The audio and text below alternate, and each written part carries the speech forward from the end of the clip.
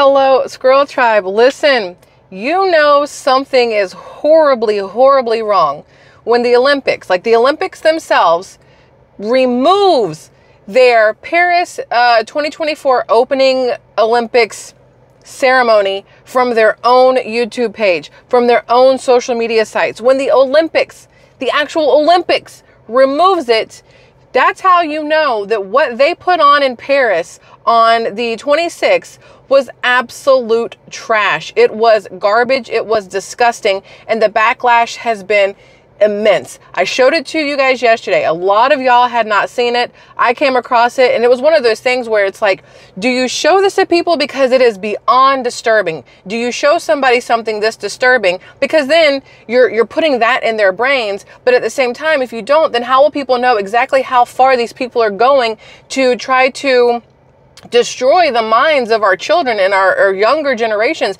and even my age and older? We're being shown these satanic, perverse, disgusting things like they are normal, and they're clearly not. Because if they were normal, if there was nothing wrong with what they did in Paris for those opening Olympic ceremony, guess what? The Olympics would still have it on their channel. They would still have it on their social media. But instead, they have removed it. Look, I was going to show you the other stuff, but this is from their page. It says right here, opening ceremony highlights. It has been taken down. Their video has been removed. You see there, Olympics. They've got 12.6 million subscribers, and they took the video down because it's trash.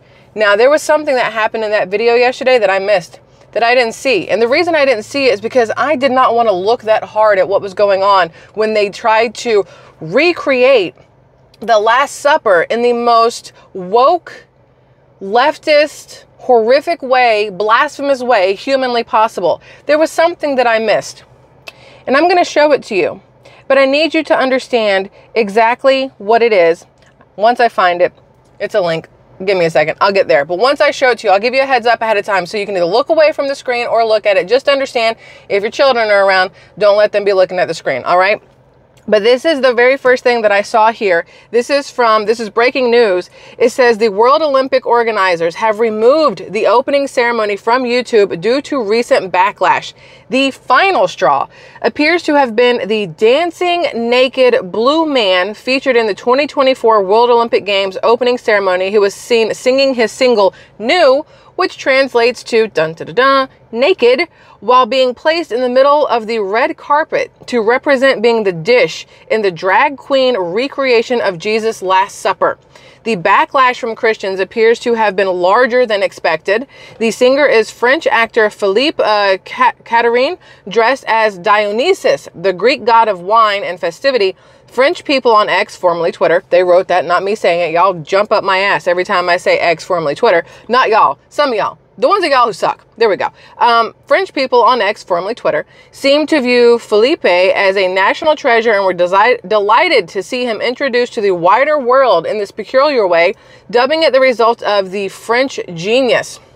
One person wrote, 1 billion human beings who discover Philippe Catherine in this way, that's my France. I assume that's the name. This is what they're talking about.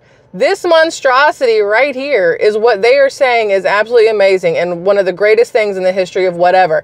And it's not. It's blasphemy. It is absolutely disgusting. But I'm going to find this little link that I have saved here to show you exactly what happened. But what's interesting to me is Elon Musk himself. Elon Musk, owner of X, formerly Twitter, had this to say. He posted it himself. You guys can see it. I'm going to read it to you here. Elon Musk says, unless there is more bravery to stand up for what is fair and right, Christianity will perish.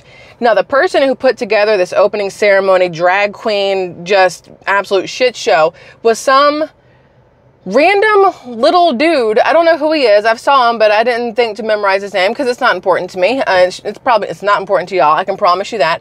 But he said the reason he picked what he picked, the reason he picked this Last Supper to turn into this drag queen, whatever this was because he wanted people to feel represented. Screw the 3 billion people that it mocked and that it pissed off and that it alienated. He wanted everybody else to feel represented.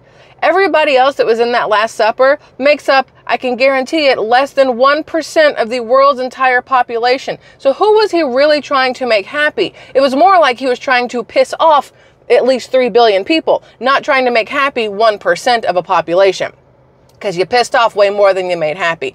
Now, the problem here is that during these opening ceremonies, a lot of people were talking about how the athletes were brought in on the river on these boats, and not nearly enough focus was given to the athletes themselves. I saw the boat that the Americans showed up on. I think it was 547 people on one ferry looking thing. Not ferry like that, but like an actual boat ferry, not the Twinkle Twinkle ferry. But they were all crammed on this one big ass ferry. At least that's what it looked like when I saw the clip of it. And my first thought was, if that boat were to sink, that was my thought. If that boat were to sink, because I don't put anything past anybody. They put everybody on one ship, boat, whatever.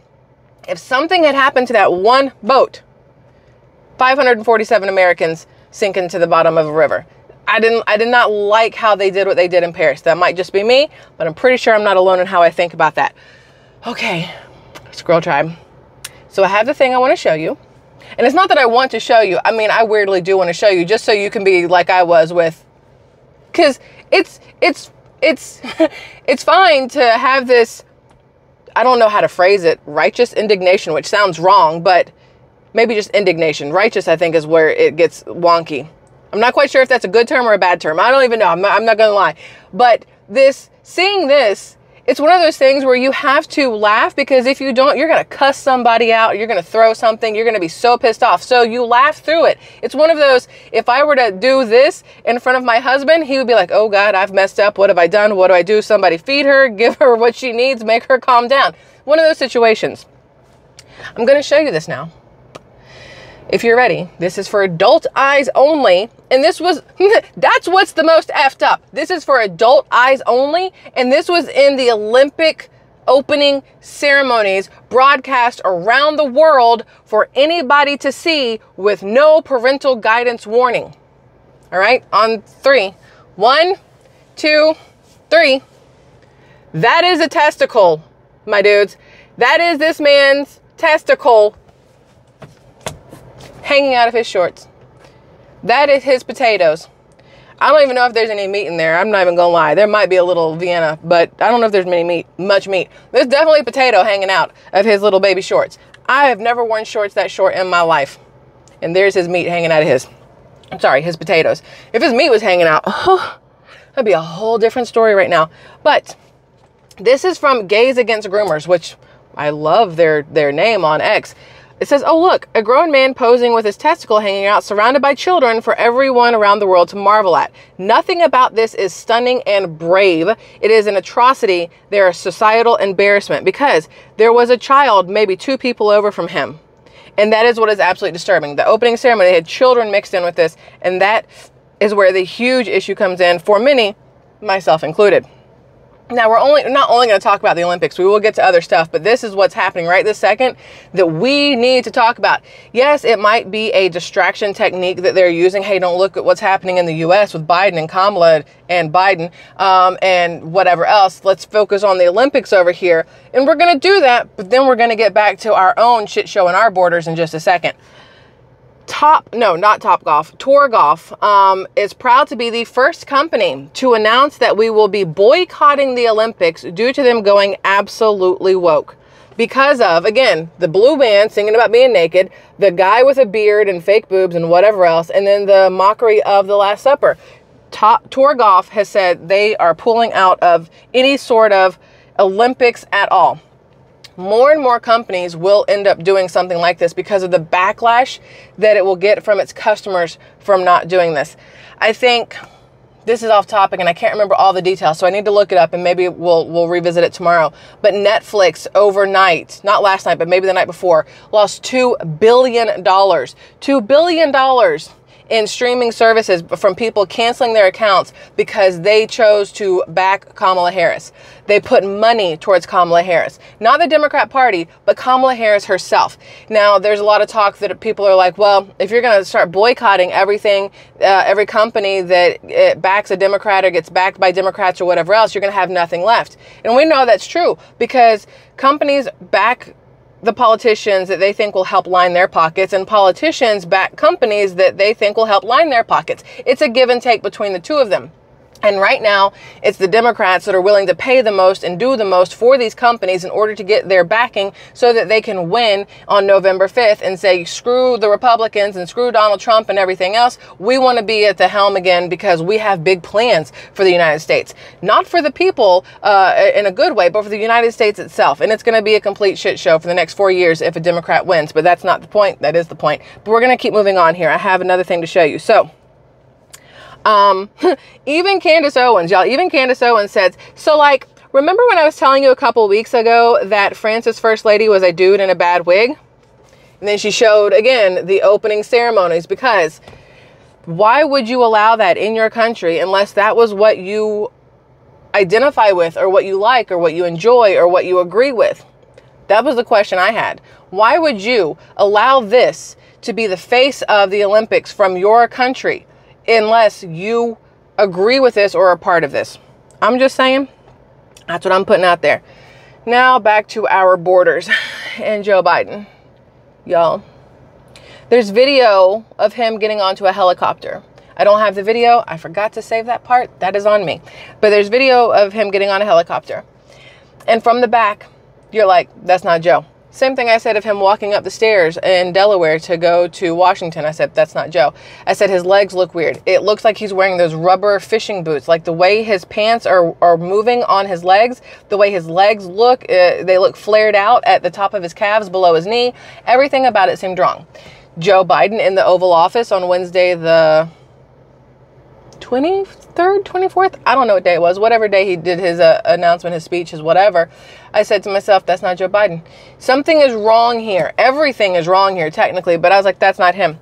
Then we saw him walking out, in theory, of the Oval Office or the back of wherever with Jill Biden, and people are going, when did Joe Biden get so tall? Joe Biden is like 6 foot. Maybe 6'3". I don't remember which one they said, but he's one of those two. When did he get so tall? He is looming over Jill Biden. And I'm thinking, well, there is a difference. She's standing behind him. It makes things look a little different, blah, blah, blah, blah, blah. But this one can't, I can't prove, here's the thing. I cannot prove that neither of these photos have been altered. Let me put that out there right now. But everything I have seen over the past few days, I do not believe the man that we saw on Wednesday night at 8 p.m. Eastern time giving his speech and then leaving and then everything since then and getting on the plane that morning or the day before in Delaware. I do not believe, and I said it before, that that's Joe Biden because there's too many things that look wrong. Now look at this. This is with, what's his name? Netanyahu, because I don't know what to call him. Netanyahu? Is that his name? Yeah. So look at this picture. Y'all can just take a look. In one of them, it looks like Biden, which is the short one hit there. Then in the other one that's taller, does not look like Biden to me. I don't care what anybody says. You cannot change my mind and convince me. People will go, oh, well, he had a facelift. Oh, well, he had a this. Oh, well, he had a that. Okay, did he also get hair plugs? Did he also dye his hair? Did he also change his ears? Did he also change his eyes and his nose and his chin and his lips and his everything else? Did he change his height? Has he been... For the last couple, days that we thought he had COVID, was just sitting at home hanging upside down from his ankles trying to elongate himself. Like, there is a massive height difference no matter what anybody says. And when you put this next to Jill Biden and Joe at the same time, and when you look at the videos of Joe recently where it looks like he is lost and confused. I showed you one yesterday. He's scared. He doesn't know where he is. Everything we are seeing now since he came out on Tuesday, Wednesday, does not look like him. That is my thought. That is my opinion. I am not saying it is fact. I'm just saying I don't believe the smoke and the mirrors that they're putting up. That's just me. You guys are free to believe whatever you would like. That's that. Now, Kamala Harris, good old Kamala Harris, bless her heart. She's had like 8 different people that were her possible VP picks. This is, of course, assuming that she's going to get the Democrat presidential nomination. She has enough of the delegates and the votes and the whatever, blah, blah, blahs to get it, right? That's what we know. She's had like 8 different people that could be her possible VP running mate. Well, according to Bloomberg, it's been narrowed down to 3. 3 possible options, and it will be announced, I assume, in August at the DNC, same way that Donald Trump announced J.D. Vance as his Republican VP pick at the RNC last couple weeks ago, 2 weeks ago, right? I assume that's when she will announce her VP pick. The 3 that she has narrowed down to from Bloomberg, according to Bloomberg, I don't know if they have all the information, but according to them, she has narrowed it down to 3. Number 1, and everybody's least favorite. I'm not going to lie. This is everybody's least favorite. They're saying that he's had some sexual harassment issues. So I don't know how that's going to work out with the female voters. But number 1 would be Pennsylvania Governor Josh Shapiro. That's what they are saying, is this guy right here. Okay. So that's possible. That's number 1. The next one, Minnesota Governor Tim, I don't know if it's Tim Walz or Tim Waltz. One of those two. I feel like that won't be the case, although this would make the most sense to give people that different but familiar feel. Old white guy with white hair. Very Biden-ish, right? It gives you that different, same but different. And it gives you that feeling of comfort, I would think, for a lot of Democrats, that because it looks familiar, this might be who she ends up having to go with just to please voters or trick them into having that same sense of comfort that they weirdly felt with Biden and Harris as a team, as Biden president, Kamala VP, right? Third one, and this one makes me want to go watch X-Men and Professor X kind of stuff, but no Luke Picard is this man. Senator Mark Kelly of Arizona would be your next one. I can't tell if he is more Picard. Well, Jean-Luc Picard, that's not really his name, but I don't think that's his real name. Or am I thinking of Star Trek, his name? God, I don't even know right now. There's so many different names that get stuck in my head, and I don't know how to like separate them. I can't decide if I think of him as what's-his-face in X-Men, or if I'm thinking of him as the other what's-his-face in Superman, Lex Luthor. Because, I don't know, I guess bald white guy, my brain goes that direction either way. But those are, in theory, Kamala Harris's top 3 picks for VP, according, again, to Bloomberg. Those are the 3 that she is looking at the most. People wanted her to pick Gretchen Whitmer. That's not going to happen. You're not going to have 2 women in the White House at the same time. The entire country would burn before they would allow that to happen. I'm a female. I don't want that to happen. I would put my foot down on that. I'd be like, no. Then there was Pete Buttigieg. I don't think he's going to be it either, because then he'd actually have to do something. And we all already know that as the head of the NTSB, National Transportation Safety Board, he doesn't do shit. So I don't really think that him being a VP is really going to be up his alley. He's not really going to like it. So then they talked about maybe Sherrod Brown, I think Brown is his last name, from Ohio, which is interesting to me because then you're putting Ohio against Ohio. J.D. Vance, the Republican out of Ohio, versus Sherrod Brown, the Democrat out of Ohio. I can see them using that as like a fisticuffs kind of thing, like a battleground kind of moment. But between the 3 that they're saying, that Bloomberg is saying, you have numerous options. Again, you have Senator Mark Kelly out of Arizona, you have Minnesota Governor Tim Walz, and you have Pennsylvania Governor Josh Shapiro. I'm curious who she's going to pick. I don't know. It's all a lot right now. We know it. You know it. I know it. It's all a lot. Everything that's going on between the Olympics, the politics. I've noticed that the whole border situation has become null and void to many. You don't hear about it. You don't see it in the news. It's not being shown to you every 5 seconds. And that the crickets on that give me pause and worry. Why are we so quiet about that right now? Is it because the Democrats know that they have to shut that up or they're not going to get the votes? They have to shut up the fact that they did not do their job, that the border czar did not do her job. No matter what Axios and these other people are trying to do and go back and erase the things they literally published, they literally said. It's also how you know that journalism is just a crock of shit these days, because they're willingly going through and changing what they said about Kamala Harris from negative things to now kissing her ass because they think that it's going to help them in the end. Who knows what the Democrat Party is holding over these media sites and these journalists and these newscasters and stuff. but it gives you pause to go, how do you believe anything you see or read now, when you can look at it and know in the back of your mind that there are people out there going through old things that were written and just changing them completely. That way they can say, well, we never said that. Prove it. Where do you have that? Which is why I screenshot everything, which is why I show y'all everything. Y'all, these people can go through and change whatever they want in their little news articles and in their videos and do whatever they need. Bro, I come with receipts. I come with video proof. I come with screenshots. You're not going to lie on my watch. That's not going to happen. We will find the truth no matter what. That's what we do over here, right? So that's where we're at. Paris has fallen, basically. Technically, the Olympics have fallen. Oh, totally off topic, but kind of sort of.